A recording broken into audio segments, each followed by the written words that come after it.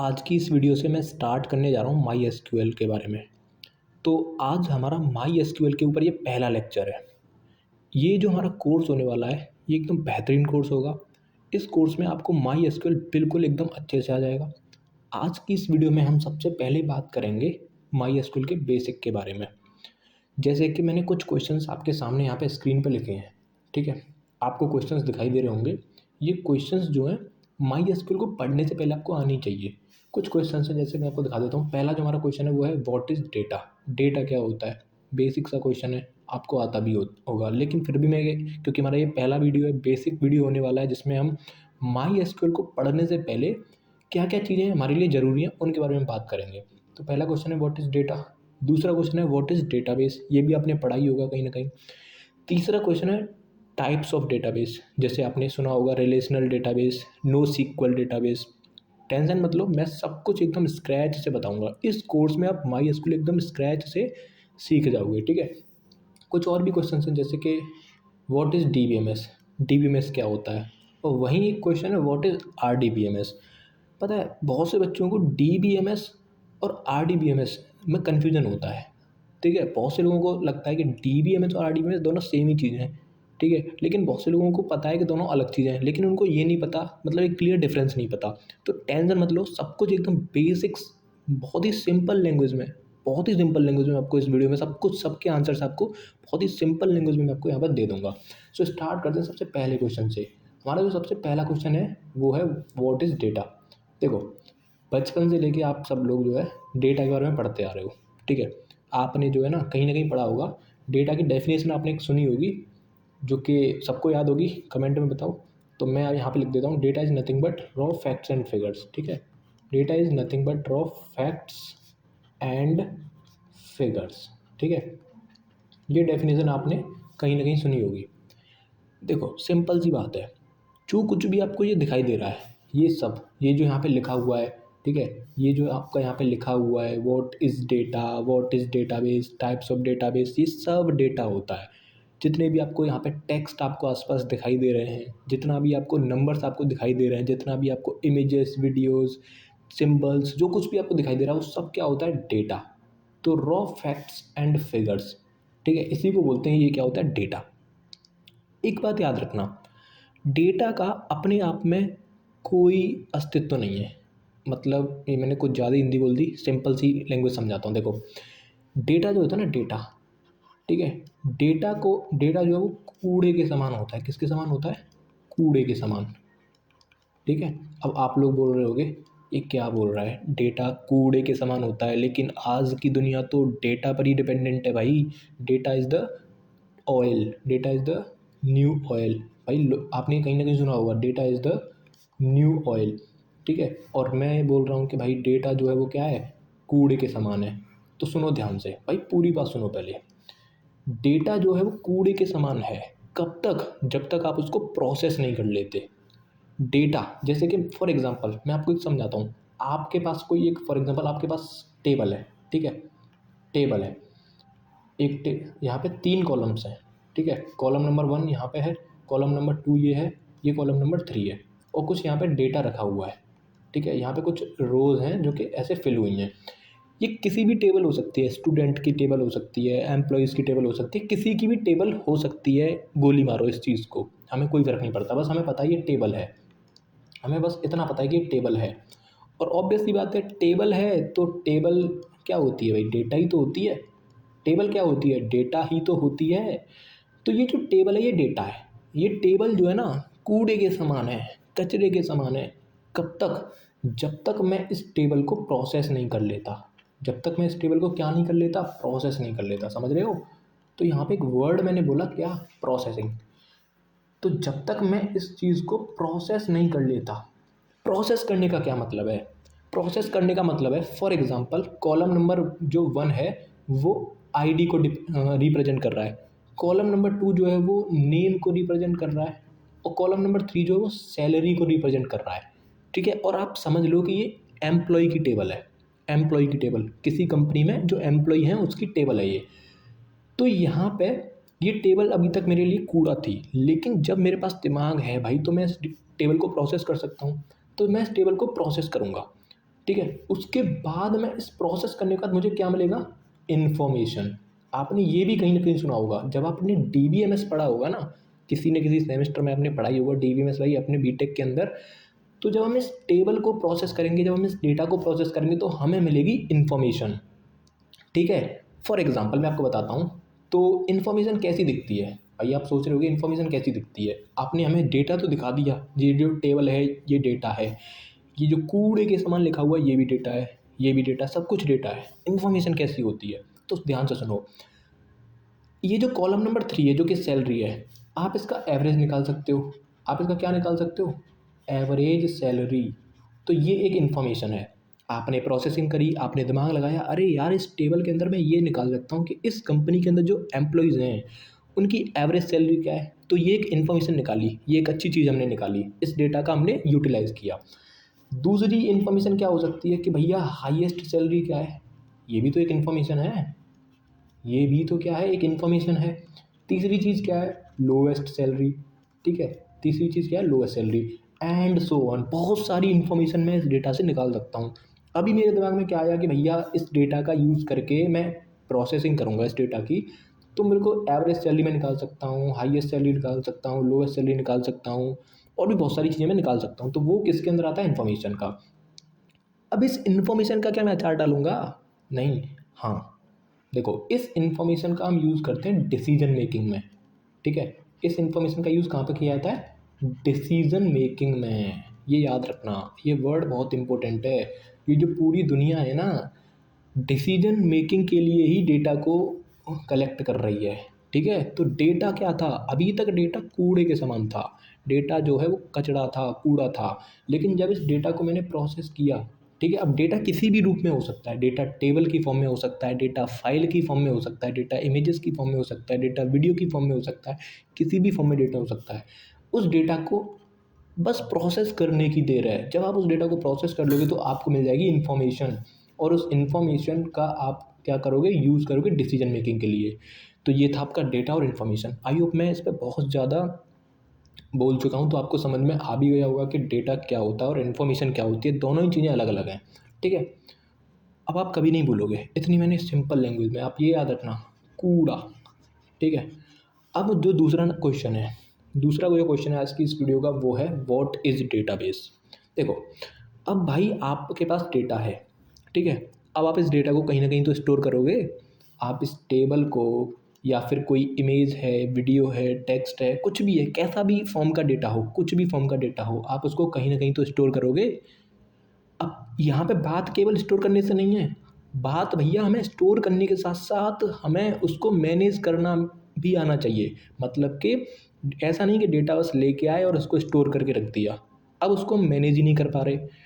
तो भाई देखो, डेटा को स्टोर तो करना है, लेकिन इस तरह से स्टोर करना है कि उसको हम ईजिली मैनेज कर पाएँ। क्या कर पाएँ, ईजिली मैनेज कर पाएँ। तो डेटाबेस क्या है भाई, तो देखो ध्यान से सुनना। ये जो डेटाबेस होता है ये एक इलेक्ट्रॉनिक प्लेस होती है। क्या होती है, इलेक्ट्रॉनिक प्लेस, ठीक है। Database is nothing but electronic place. और इस इलेक्ट्रॉनिक प्लेस में हम क्या करते हैं, अपने डेटा को डाल देते हैं। समझ रहे हो मैं क्या कह रहा हूँ, ये जो इलेक्ट्रॉनिक प्लेस है, इस इलेक्ट्रॉनिक प्लेस में, मतलब कि इलेक्ट्रॉनिक प्लेस मतलब क्यों बोल रहे हैं कि जहाँ पे मतलब मेमोरी से रिलेटेड है, ठीक है। रैम रोम से रिलेटेड है, ऐसी कुछ चीज़ों से रिलेटेड है। ऐसे नहीं कि अपने घर के डब्बे में इस डेटा को रख रहे हैं, भाई वो भी तो प्लेस है। तो बस इसलिए बोला इलेक्ट्रॉनिक प्लेस। तो डेटाबेस क्या है, एक इलेक्ट्रॉनिक प्लेस है। इस इलेक्ट्रॉनिक प्लेस में हम क्या रखते हैं, अपना डेटा डालते हैं, ठीक है। अब इस जगह पे डेटा रखने से क्या फ़ायदा मिलता है हमें, इस जगह पे डेटा रखने से हमें फ़ायदा मिलता है ईजिली मैनेज्ड, ठीक है। ईजिली मैनेज्ड हो जाता है। मतलब देखो, जब आप अपना डेटा डेटाबेस में डालते हो तो डेटाबेस की हेल्प से आप अपने डेटा, जो आपका डेटा है उसको आप इजीली मैनेज कर सकते हो। इसीलिए जो इसकी डेफिनेशन बनती है डेटाबेस की, वो बनती है database is an electronic place where data is stored, जहाँ पे डेटा स्टोर किया जाता है, in such a way that it can easily managed. अब मैनेज का क्या मतलब है, यहाँ पे आप सोच रहे होगे यार ये मैनेज का क्या मतलब है भाई, ठीक है। तो मैं आपको बता देता हूँ। देखो, मैनेज का मतलब होता है कि आप अपने डेटा को अगर रिट्रीव करना चाहते हो, भाई आपने डेटा रख दिया, आप कभी न कभी फ्यूचर में डेटा को रिट्रीव करोगे, तो वो भी क्या है, मैनेज करने के अंदर ही आता है। आप मान लेते हैं डेटा और ज़्यादा स्टोर करना चाहते हो, आपके पास डेटा है लेकिन और डेटा स्टोर करना चाहते हो, वो भी मैनेज के अंदर आता है। आप अपने डेटा को अपडेट करना चाहते हो, तो भी आप क्या कर रहे हो, डेटा को मैनेज कर रहे हो। आप अपने डेटा को कोई पर्टिकुलर किसी मतलब चीज़ को डिलीट करना चाहते हो डेटा में से, तो वो भी क्या है, आपका मैनेज का पार्ट है। तो ये सारी चीज़ें बहुत ज़रूरी हैं। आप अपने डेटा को ईज़िली मैनेज कर पा रहे हो कि नहीं। भाई डेटा होना ही ज़रूरी नहीं है, डेटा स्टोर करना ही ज़रूरी नहीं है, लेकिन साथ में ये सारी चीज़ें भी ज़रूरी हैं, ईज़िली मैनेजेबल हो। तो डेटाबेस का एक इलेक्ट्रॉनिक प्लेस है जहाँ पे डेटा इस तरीके से स्टोर होता है, डेटा इस तरीके से स्टोर होता है कि वो ईज़िली मैनेज हो जाए। ठीक है, अब बात करते हैं आगे, डेटाबेस क्या होता है। समझ में आ रहा होगा आपको, ठीक है। टेंशन मतलब सब समझ में आएगा, तुम्हारा भाई है। अब क्या डेटाबेस के टाइप्स, तो देखो दो तरह के डेटाबेस होते हैं, आपने सुना भी होगा। दो तरह के डेटाबेस होते हैं, एक आपने सुना होगा रिलेशनल डेटाबेस के बारे में, ठीक है, रिलेशनल डेटाबेस। अरे क्या हो गया इसको, रिलेशनल डेटाबेस। एक आपने सुना होगा no SQL database, database no SQL database, ठीक है। अब मेरी बात ध्यान से सुनना, हमें इतना पता चल गया कि जो डेटाबेस है वो एक इलेक्ट्रॉनिक प्लेस है, वहाँ पे डेटा इस तरीके से स्टोर हो रहा है कि उसको हम इजीली मैनेज कर पा रहे हैं, इसीलिए दुनिया डेटाबेस का यूज़ करती है।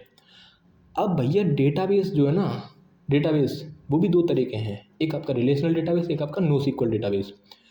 अब इस डेटाबेस को दो टाइप्स में डिवाइड ही क्यों किया गया भाई, वो इसलिए किया गया कि यहाँ पे जो एक वर्ड था ना कि इस तरीके से स्टोर किया जा रहा है, तो किस तरीके से स्टोर किया जा रहा है। तो जो रिलेशनल डेटाबेस होता है वो डेटा को स्टोर करता है टेबल्स की फॉर्म में, किसकी फॉर्म में, टेबल्स की फॉर्म में। समझ रहे हो इस चीज़ को। जो आपका रिलेशनल डेटाबेस है, रिलेशनल डेटाबेस में डेटा टेबल्स की फॉर्म में स्टोर किया जाता है, जबकि नो सीक्वल डेटाबेस में डेटा आपका नॉन टेबुलर फॉर्म में स्टोर किया जाता है। अब आप कह रहे होगे non tabular form, table form तो समझ में आती है, लेकिन नॉन टेबुलर फॉर्म मैं आपको बता देता हूँ। फॉर एग्जांपल आपने सुना होगा,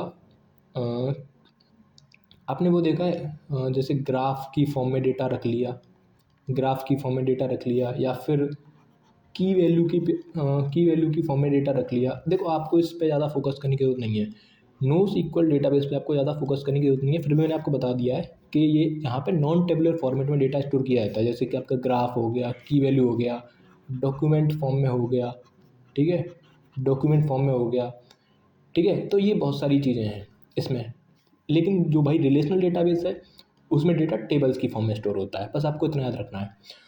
अब आप कह रहे होंगे कि भाई एक दो एग्जांपल भी दे दो, एक दो आप एग्जांपल भी दे दो हमें रिलेशनल डेटाबेस के।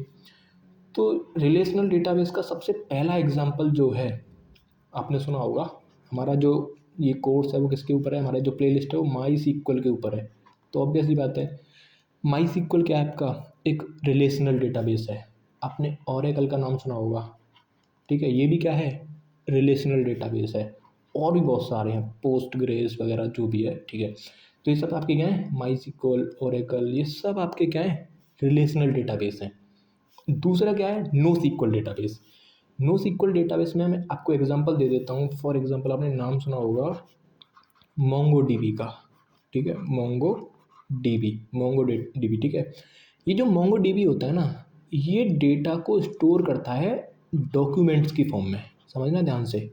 अभी मैंने आपसे बात करी थी ना कि जो नो सीक्वल डेटाबेस होते हैं वो नॉन टेबुलर फॉर्म में डेटा स्टोर करते हैं। अब नॉन टेबुलर फॉर्म तो ये ग्राफ भी नॉन टेबुलर फॉर्म है, की वैल्यू भी नॉन टेबुलर फॉर्म है, डॉक्यूमेंट भी नॉन टेबुलर फॉर्म है। तो जो मोंगो डीबी है वो इनमें से कौन सी नॉन टेबुलर फॉर्म में डेटा स्टोर करता है, डॉक्यूमेंट्स की फॉर्म में करता है, ठीक है। एक आपने नाम सुना होगा रेडिस का, REDIS, रेडिस। ये जो है ये की वैल्यू पेयर्स की फॉर्म में डेटा स्टोर करता है, ठीक है, की वैल्यू पेयर की फॉर्म में डेटा स्टोर करता है। तो रिलेशनल डेटाबेस आपको समझ में आ गया, नो सीक्वल समझ में आ गया, सबके मैंने एग्जांपल भी आपको दे दिए, ठीक है। अब मुझे एक बात बताओ, ये जो DBMS है, ये जो RDBMS है, इसको पढ़ने से पहले मैं आपसे एक चीज़ पूछना चाहता हूँ, ठीक है। समझना ध्यान से, समझना ध्यान से, बहुत ध्यान से। देखो ये आप हो, ठीक है, ये, या फिर ये मैं हूँ, ठीक है, ये मैं हूँ, ये मैं हूँ, ठीक है। ये यहाँ पे से बाइसेप्स सा बना दो और इधर ये बाइसेप्स सा बना दो, ठीक है, ठीक है। और ये हाथ हैं इसके, ये मैं हूँ, ये मैं हूँ, ठीक है। और ये है आपका डेटाबेस, ये है आपका। हाँ, एक चीज़ और बता देता हूँ मैं आपको। हमारा जो फोकस रहेगा ना, हमारा जो फोकस रहेगा भाई, देखो ये कोर्स हम ये जो हमारा प्लेलिस्ट है वो क्या है, इसका नाम है माई सीक्वल। भाई माई सीक्वल के ऊपर है, माई एसक्यूएल के ऊपर है, माई सीक्वल के ऊपर है, कुछ भी कह लो। तो हम किस डेटाबेस पे फोकस करेंगे, बताओ बताओ बताओ, किस डेटाबेस पे हम फोकस करेंगे? हम करेंगे इस रिलेशनल डेटाबेस पे फोकस, क्योंकि भाई माई सीक्वल है तो ऑब्वियस ही बात है वो रिलेशनल डेटाबेस के अंदर आता है, तो हम इस पर फोकस करेंगे। Okay okay. अब मैं कहाँ पे था, मैं यहाँ पे था कि DBMS और RDBMS को पढ़ने से पहले एक बात समझना, मेरी बहुत ज़रूरी बात है भाई, बहुत ज़रूरी बात। ये मैं हूँ, ठीक है, ये मैं हूँ, ये मैं हूँ, और ये है आपका डेटाबेस। ये कौन है?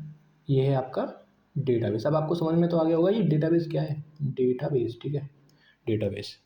इस डेटाबेस के अंदर क्या रखा है, यहाँ पे बहुत सारा डेटा रखा है। इस डेटाबेस के अंदर मैं अपना डेटा लेके आया, देखो ध्यान से सुनना, ध्यान से सुनना, बहुत ध्यान से। मैं अपना डेटा लेके आया, और डेटा में लेके आया और इलेक्ट्रॉनिक प्लेस में, मतलब डेटाबेस में मैंने अपना डेटा डाल दिया, यहाँ पे डाल दिया। अब क्योंकि हम किसकी बात कर रहे हैं, हम किसकी बात कर रहे हैं, अभी हम सिंपल DB की बात कर रहे हैं। हम यहाँ पे रिलेशनल नहीं लिखा मैंने, यहाँ पे मैंने नो सीक्वल कुछ नहीं लिखा, बस मैंने सिंपल क्या लिखा, यहाँ पे मैंने सिंपल DB लिखा है, मतलब डेटाबेस। डेटा इसमें डाल दिया। अब टेबल की फॉर्म में है या नॉन टेबुलर फॉर्म में, वो हमें अभी नहीं पता, बस ये डेटाबेस है, डेटा यहाँ पे स्टोर है। अब ये मैं हूँ, ठीक है। अब भाई देखो, इस डेटाबेस के अंदर जो डेटा रखा है उसको मुझे क्या करना है, मैनेज करना है। उसको क्या करना है, मुझे मैनेज करना है, ठीक है, समझना ध्यान से। तो मुझे क्या करना है, इस डेटा को मैनेज करना है। तो मुझे एक यहाँ पे मिडिल मैन चाहिए, मुझे यहाँ पे कौन चाहिए, एक मिडिल मैन। बिना इस मिडिल मैन के मैं अपने, सॉरी, बिना इस मिडिल मैन के, मैं यहाँ पे क्या देता हूँ, मिडिल मैन, मिडल मैन। बिना इस मिडल मैन के मैं अपने इस डेटा को क्या नहीं कर सकता, मैनेज नहीं कर सकता। मैनेज मतलब इसमें डेटा रख नहीं सकता, इसमें से डेटा निकाल नहीं सकता, डेटा अपडेट नहीं कर सकता, इस डेटाबेस के अंदर जो डेटा है उसको डिलीट नहीं कर सकता बिना मिडल मैन के, ठीक है। अब मिडल मैन कौन होता है, DBMS। मिडल मैन कौन है, DBMS। मिडल मैन कौन हो सकता है, RDBMS, ठीक है। अब ध्यान से सुनना। तो अब मैं यहाँ पे एक स्टेटमेंट बोलने जा रहा हूँ। अगर जो क्लाइंट है, मतलब मैं, उसको अपना डेटाबेस मैनेज करना है, डेटाबेस को मैनेज करने का मतलब मैंने आपको बता दिया, तो उसको एक सॉफ्टवेयर चाहिए होता है, ठीक है, जो कि किसकी तरह काम करता है, मिडिलमैन की तरह काम करता है। जो सॉफ्टवेयर है वो एक मिडिलमैन की तरह काम करता है, ठीक है। इस सॉफ्टवेयर की हेल्प से ये जो अंकित है ये क्या कर पाएगा, अपना डेटा मैनेज कर पाएगा। अब दो तरह के सॉफ्टवेयर हैं, एक है आपका DBMS, डेटाबेस मैनेजमेंट सिस्टम, एक है आपका रिलेशनल डेटाबेस मैनेजमेंट सिस्टम। तो बस यहीं पे समझना ध्यान से। अगर आपका डेटाबेस जो है, अगर आपका डेटाबेस, मैं यहाँ पे दोबारा से डायग्राम बना देता हूँ। अगर आपका डेटाबेस जो है वो कैसा है, सिंपल नो सीक्वल डेटाबेस है, ठीक है। अगर आपका डेटाबेस कैसा है, नो सीक्वल डेटाबेस, तो आपको चाहिए होगा DBMS, डेटाबेस मैनेजमेंट सिस्टम, ठीक है। तो यहाँ से आप अपना डेटा इसको दोगे, ये यहाँ से डेटा यहाँ पे डाल देगा, और अगर आपको डेटा चाहिए होगा तो यहाँ से निकालेगा डेटा और आपको दे देगा। तो ये इस तरह से मिडलमैन की तरह काम कर रहा है।